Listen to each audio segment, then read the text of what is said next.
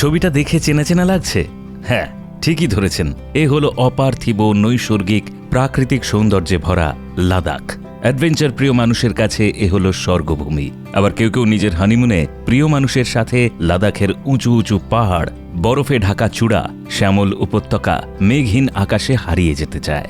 লাদাখ স্থানীয় বাসিন্দাদের কাছে নানা নামে পরিচিত হয়ে রয়েছে, যেমন the Last Shangrila, Little Tibet, the Moonland ও দ্য ব্রোকেন মুন।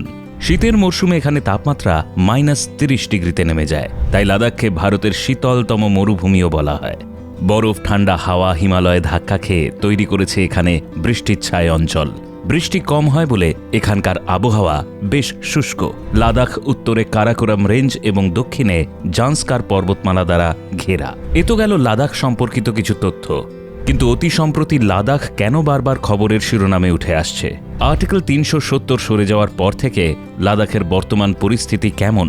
এইসব বিষয়গুলি আজ আমরা জানার চেষ্টা করব এই ভিডিওর মাধ্যমে। লাদাখের সম্বন্ধে খুঁটিনাটি তথ্য জানতে হলে চোখ রাখুন আজকের ভিডিওটিতে, এবং ভালো লাগলে সমৃদ্ধ বাংলা চ্যানেলটিকে লাইক, শেয়ার ও সাবস্ক্রাইব করতে ভুলবেন না। দেখুন তো, এই মানুষটির ছবি কি চেনা চেনা লাগছে? ইনি হলেন রিয়েল লাইফের র্যাঞ্চো সোনাম ওয়াংচুক। 3 ইডিয়টসের আমির খান যে চরিত্রটিতে অভিনয় করেছিলেন। বর্তমান সোনাম ওয়াংচুক 6 মার্চ থেকে 21 দিন ব্যাপী অনশন ক্লাইমেট ফাস্টিং শুরু করেছেন। Today on the 6th of March, I will be sitting on fast unto death, which will happen in stages of 21 days each, extended as necessary. কিন্তু কেন এই অনশন? লাদাখবাসীর 3টি দাবি: 1. Sustainable development, 2. Political representation, 3. Security against China and against climate change.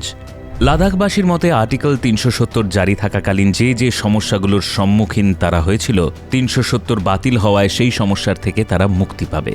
যেমন, লাদাখের demography আলাদা, তারা পৃথক ভাষা বলে, তাদের সংস্কৃতিও ভিন্ন, কিন্তু তাদের লেজিসলেটিভ রিপ্রেজেন্টেশন হতো না। লাদাখে চাকরির অভাব ছিল, কারণ আর্টিকেল 370 বাতিল হওয়ার আগে অনেক রেস্ট্রিকশন ছিল, যা চাকরির পথে প্রধান বাধা হয়ে দাঁড়িয়েছিল। এখানে স্থায়ী বাসিন্দা ছাড়া দেশের অন্য কোনো রাজ্যের বাসিন্দারা স্থাবর সম্পত্তি কিনতে পারত না। সম্পত্তি কিনতে গেলে 10 বছর অন্তত থাকতে হতো। শুধু সম্পত্তি নয়, এখানকার স্থায়ী বাসিন্দা ছাড়া কেউ এখানে চাকরির আবেদন করতে পারত না। ভোট দেওয়ার অধিকার ছিল না। স্থায়ী বাসিন্দা কে হবে ঠিক করত রাজ্য বিধানসভা। এ রাজ্যের কোনো মহিলা ভিন রাজ্যে বিয়ে করলে সম্পত্তির অধিকার থেকে বঞ্চিত হতো। কিন্তু লাদাখবাসীর দাবি, আর্টিকেল 370 সরে যাওয়ার পর থেকে লাদাখের সমস্যার কিছুই সুরাহা হয়নি। তারা যা এক্সপেক্ট করেছিল তার কিছুই তারা পাচ্ছে না। তারা দাবি করে সংবিধানের শিডিউল 6-এ লাদাখকে তালিকাভুক্ত করা হলে তাদের সব সমস্যার সমাধান হবে। বন্ধু, আসুন ছোট করে জেনে নিই শিডিউল 6 কি, আর এতে কেন লাদাখ এনলিস্ট হতে চায়। এই 6ষ্ঠ তফসিল বা 6th শিডিউলের আন্ডারে আসাম, মেঘালয়, ত্রিপুরা এবং মিজোরামের মতো উপজাতি অধ্যুষিত রাজ্যগুলো রয়েছে। এই সব রাজ্যে উপজাতি এলাকার প্রশাসন সংক্রান্ত আলাদা আইন আছে। লাদাখের জনসংখ্যার অধিকাংশই তফসিলি উপজাতিভুক্ত, তাই জম্মু কাশ্মীর থেকে বিভাজনের পর ABL এবং KD এর মতো সংগঠনগুলো লাদাখকে 6ষ্ঠ তফসিলে অন্তর্ভুক্ত করার দাবি জানিয়েছিল। 6ষ্ঠ তফসিলের অধীনে অন্তর্ভুক্ত করা হলে ARC এবং ADC ভূমি রাজস্ব সংগ্রহ করতে পারবে, কর আরোপ করতে পারবে, অর্থ ঋণ নিতে পারবে, অর্থ লেনদেন করতে পারবে, অর্থ নিয়ন্ত্রণ করতে পারবে, এলাকায় খনিজ উত্তোলনের জন্য লাইসেন্স বা ইজারা থেকে রয়্যালটি সংগ্রহ করতে পারবে। স্কুল, বাজার এবং রাস্তার মতো সরকারি প্রতিষ্ঠান তৈরির ক্ষমতা পাবে লাদাখ প্রশাসন। তাদের মতে আর্টিকেল 370 বাতিল হয়েছে বলে বেসরকারি কোম্পানিরা লাদাখে এসে উন্নয়নের নামে পরিবেশ দূষণ করবে।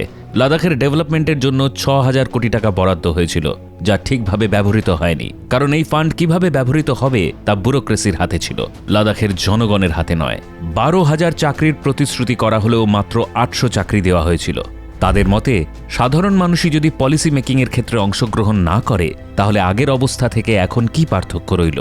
আগে জম্মুর থেকে চাইতে হতো, এখন কেন্দ্রীয় সরকারের থেকে।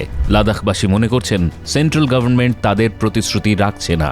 সরকারি তরফ থেকে বলা হয়েছে লাদাখ চীন ও পাকিস্তানের সীমান্তবর্তী একটি সেন্সিটিভ অঞ্চল। ন্যাশনাল সিকিউরিটির কারণেই লাদাখকে শিডিউল 6-এ এনলিস্ট করা সম্ভব নয়।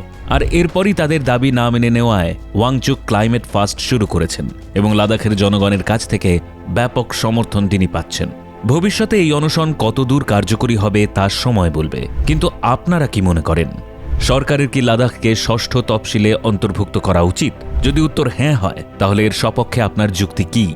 কমেন্ট করে জানান আমাদের। তাহলে আজকের ভিডিও এই অবধি রইল। এই ধরনের ইন্টারেস্টিং ও তথ্য নির্ভর আরও ভিডিও পেতে আমাদের সমৃদ্ধ বাংলা চ্যানেলটি সাবস্ক্রাইব করতে ভুলবেন না। ভিডিও ভালো লাগলে অবশ্যই লাইক ও কমেন্ট করবেন, যা আমাদের এই ধরনের আরও ভিডিও বানাতে উৎসাহিত করবে পরবর্তীকালে।